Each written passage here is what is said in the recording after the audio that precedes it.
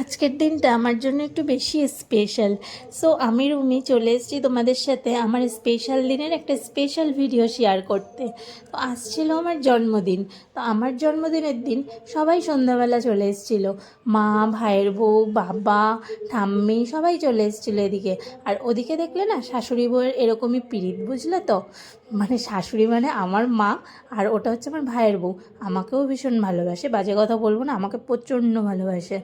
ঠিক আছে, এই নিয়ে হাসি মজা করতে করতে আমাদের সন্ধ্যাটা কেটে গেল। আর এদিকে তো আমার মহারাজ খাটের ওপর বসে মুড়ি মাখা খাচ্ছে বসে বসে।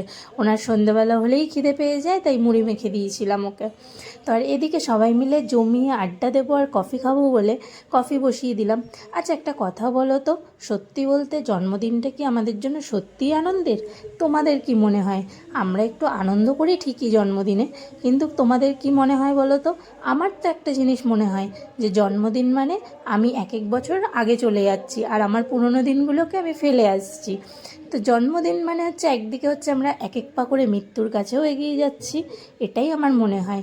আর একটা কথা মনে হয়, নিজের ছোটোবেলাগুলোকে হারিয়ে ফেলছি, তাই না? কারণ যত বয়স হবে তত হচ্ছে আমাদের অভিজ্ঞতা বাড়বে, আমাদের বয়স হবে, আমরা আরও জীবনে অনেক কিছু অভিজ্ঞতা অর্জন করতে পারবো।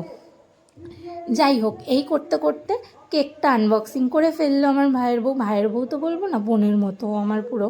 তো সবাই মিলে আনন্দ করছে, এনজয় করছে। তো আজকের দিনটা আমিও খুব আনন্দে কাটিয়েছি। তো সত্যি কথা বলতে জানি না জন্মদিনটা কে কীভাবে সেলিব্রেট করে।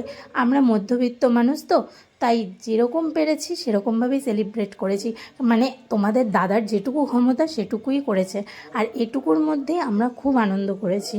আর ওই যে একটা কথা বললাম, জন্মদিন স্পেশাল হলেও একটু তো টেনশন সবারই থাকে, যেহেতু আমরা আস্তে আস্তে মৃত্যুর দিকে এগিয়ে যাচ্ছি। কি বলো তো, মধ্যবিত্ত মানুষের চাহিদাও কম থাকে আর অল্পটুকুর মধ্যে অনেক আনন্দ করতে পারে। তো তোমাদের দাদাভাইয়ের যেটুকু ক্ষমতা ছিল ওর পুরো ক্ষমতাটুকু দিয়ে আমার জন্মদিনটা সেলিব্রেট করেছে।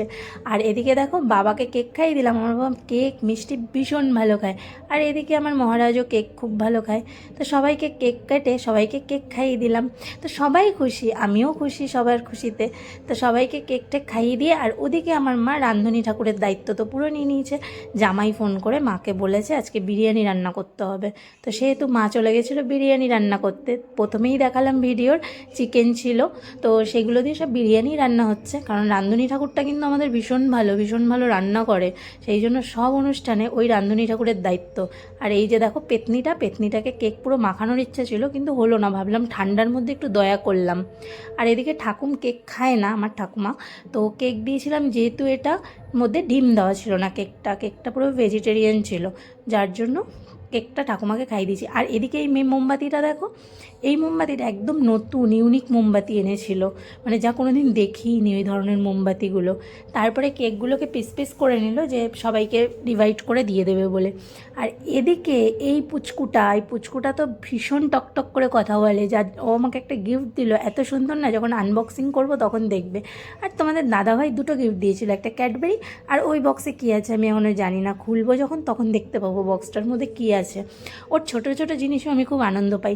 আর এদিকে পেতনিটা দেখো চলে এসছে, একটাই পুতুল, ওদের বাড়ি থেকে একটাই পুতুল এসছে, এক একজন এক একবারে আমাকে দিচ্ছে। কি বলবো, এটাই তো জীবনের আনন্দ বলো। এই যে পুচকুটা আমাকে এটা দিয়েছিল, মানি প্ল্যান্ট। এটার মধ্যে টাকা হবে কি না জানি না, কিন্তু এটার মধ্যে অনেক অনেক ভালোবাসা জড়িয়ে আছে। টাকা কি আর ভালোবাসা কি, টাকা তো বেশি প্রয়োজন মানুষের জীবনে অবশ্যই, কিন্তু ভালোবাসা এটা সবাই টাকা দিয়েও কিনতে পারে না, কি তাই না? আমার তো এটাই মনে হয়।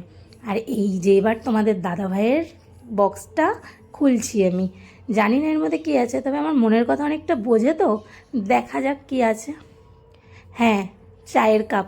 আমার কাপটা ভেঙে গেছিলো, যার জন্য এই চায়ের কাপটা নতুন এনে দিল। আর এদিকে দেখো মহারাজটা কেক খাচ্ছে, কেকের থালা নিয়ে বসে কেক খাওয়া শুরু করে দিয়েছে পুরো, মনে সুখে কেকগুলো খেয়ে যাচ্ছে ও।